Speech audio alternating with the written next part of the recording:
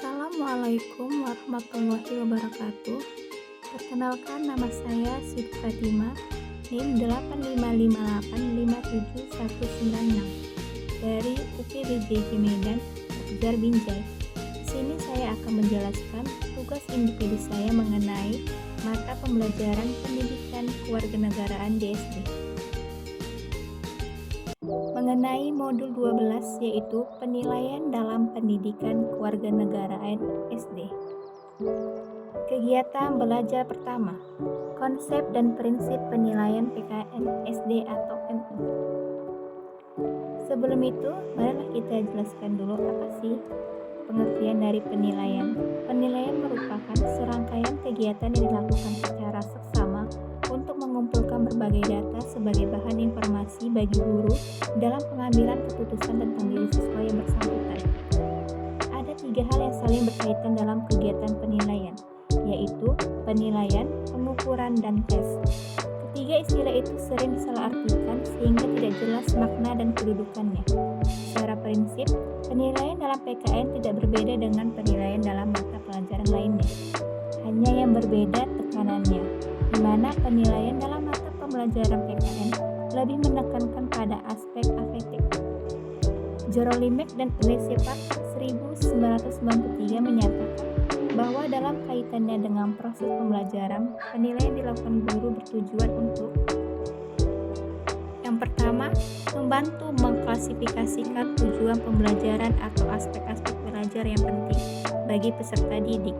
Yang kedua, menginformasikan kelebihan dan kekurangan peserta didik dalam belajar. Yang ketiga, menginformasikan peserta didik bagaimana meningkatkan proses dan hasil belajarnya. Yang keempat, bahan informasi esensial kepada orang tua dan masyarakat mengenai efektivitas program sekolah. Dalam kaitan ini, penilaian formatif sangat ditekankan. Apa sih pengertian penilaian formatif? Penilaian formatif yaitu bagian esensial dari proses pembelajaran. Dengan kata lain, penilaian formatif mempertemukan antara dimensi tujuan, prosedur, dan penilaian pembelajaran. Selanjutnya mengenai kegiatan belajar kedua, yaitu berbagai alat penilaian dalam PKN SD atau MU. Secara terperinci, tujuan penilaian kelas yaitu memberikan: yang pertama, informasi tentang kemajuan hasil belajar siswa. Yang kedua, informasi yang dapat digunakan untuk membina kegiatan belajar lebih lanjut. Yang ketiga, informasi yang dapat digunakan oleh guru dan siswa untuk mengetahui tingkat kemampuan siswa. Yang keempat, informasi semua aspek kemajuan setiap siswa dan membantu pertumbuhan secara afektif. Yang kelima, bimbingan yang tepat untuk memilih sekolah atau jabatan yang sesuai dengan keterampilan, minat, dan kemampuannya. Marilah kita jelaskan apa sih prinsip-prinsip penilaian kelas dalam sekolah.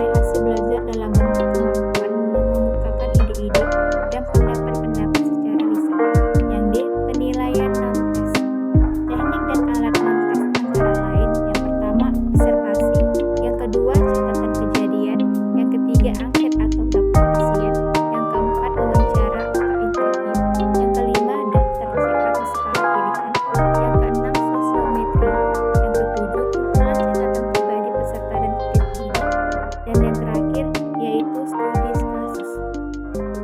Berikutnya yaitu mengenai kegiatan belajar ketiga. Model-model alat penilaian PKN SD atau MI. Yang A. Pengembangan alat penilaian kelas dalam PKN. Pengembangan alat penilaian kelas dalam PKN. Dalam mengembangkan berbagai alat penilaian dalam mata pembelajaran PKN berbasis kompetensi, ada sejumlah langkah yang harus dicermati oleh para pengembang soal. Langkah-langkah tersebut meliputi berikut ini. Yang pertama, menyusun spesifikasi tes. Yang kedua, menulis soal tes atau mengacu pada kisi-kisi dan sesuai indikator dan bentuk tes. Yang ketiga, menelaah soal tes atau dilakukan oleh teman sejawat yang meliputi materi, konstruksi, dan bahasa. Yang keempat, melakukan uji coba tes. Yang kelima, menganalisis butir soal. Yang keenam, memperbaiki soal tes. Yang ketujuh, merakit soal. Yang kedelapan, melaksanakan teks. Dan yang terakhir, menganalisis hasil teks. Selanjutnya bagian B yaitu model-model alat penilaian PKN SD atau MI. Untuk mengembangkan model penilaian non-tes dapat dilihat dari contoh-contoh pengembangan model di bawah ini. Yang pertama, model penilaian perbuatan. Yang kedua, model penilaian skala sikap. Yang ketiga, model penilaian daftar cek. Bagian C, model penilaian catatan anekdot. Bentuk penilaian anekdot yaitu catatan-catatan kejadian khusus yang dapat dipergunakan untuk melihat perkembangan individu atau kelompok siswa. Yang D, model penilaian daftar cocok. Untuk mengetahui bagaimana respon atau pendapat siswa terdapat suatu permasalahan berkaitan dengan materi atau pokok bahasan atau subpokok bahasan yang diajarkan, dapat digunakan alat penilaian atas dalam bentuk daftar cocok atau checklist.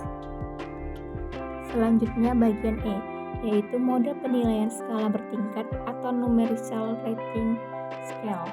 Skala bertingkat adalah penilaian non-tes untuk mengukur karakteristik tertentu sebagaimana diharapkan muncul dalam diri siswa.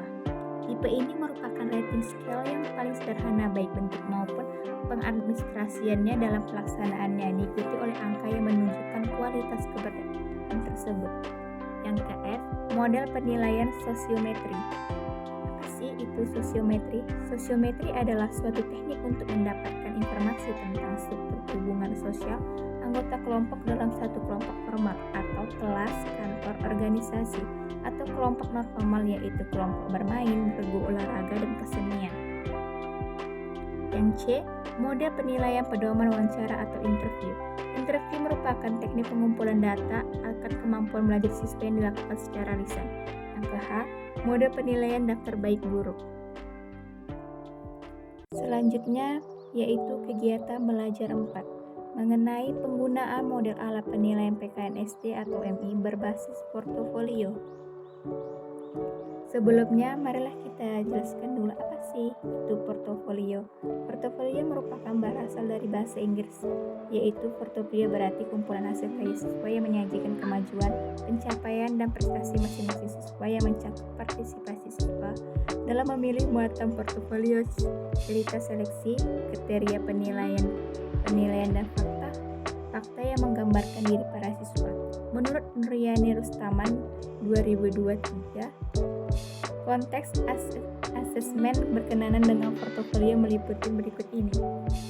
Yang pertama, tujuan atau dokumen peningkatan atau kemajuan peserta didik selama satu kurun waktu tertentu adalah sebagai berikut. Yang A, hakikat belajar.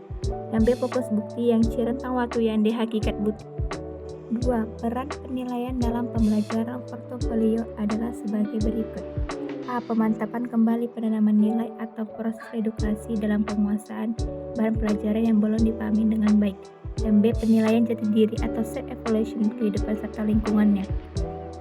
C. Penilaian formal peringkat penguasaan dan keberhasilan belajar sehingga secara formal dan administratif mendapatkan gambaran baik secara individual, kelas, sekolah maupun secara umum. Yang D. Menentukan dan media untuk mendapatkan umpan balik pengajar secara baik keseluruhan maupun setiap komponennya. 3. Tujuan penilaian portofolio di kelas. A. Menghargai perkembangan yang terjadi pada diri sendiri. B. Menghargai prestasi terbaik ditunjukkan siswa. C. Mendokumentasikan proses pembelajaran yang berlangsung. D. Merefleksikan kesanggupan mengambil risiko dan melakukan eksperimentasi. Yang E. Meningkatkan efektivitas proses pengajaran. F. Bertukar informasi dengan orang tua atau wali siswa. Yang D. Membina mempercepat pertumbuhan konsep diri positif pada siswa. A. Meningkatkan kemampuan melakukan refleksi diri. Yang I. Membantu siswa dalam merumuskan tujuan. Dalam fungsinya sebagai alat penilaian mempunyai kelebihan dan kelemahan. Adapun kelebihan dan kelemahannya adalah sebagai berikut. Yang pertama, kelebihan. Memungkinkan pendidik mengakses kemampuan peserta didik untuk membuat, menulis, menghasilkan berbagai tips tugas akademik. Yang kedua, memungkinkan pendidik menilai keterampilan aktif serta peserta didik. Ketiga, mendorong kolaborasi antara peserta didik dengan pendidik, antara peserta didik dengan peserta didik lainnya. Yang keempat, memungkinkan pendidik mengintervensi proses menentukan di mana pendidik tersebut perlu membantu. Yang kelima, mampu merefleksikan perubahan penting dalam proses kemampuan intelektual siswa dari waktu ke waktu. Yang keenam, menunjukkan prestasi akademik dan memakai kompetensi siswa. Yang terakhir, kelemahannya yaitu memerlukan waktu relatif lama. Sekianlah presentasi individu saya. Billahi taufiq wal hidayah. Assalamualaikum warahmatullahi wabarakatuh.